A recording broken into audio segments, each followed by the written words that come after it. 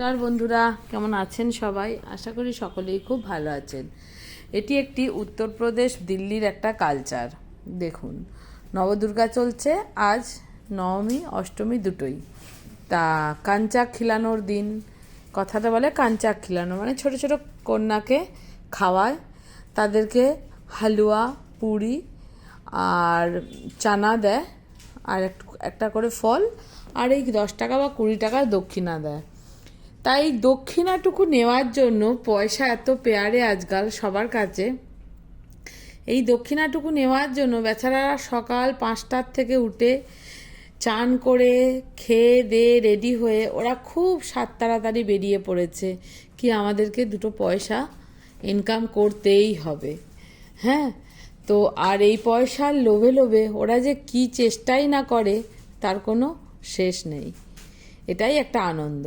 রাখছি।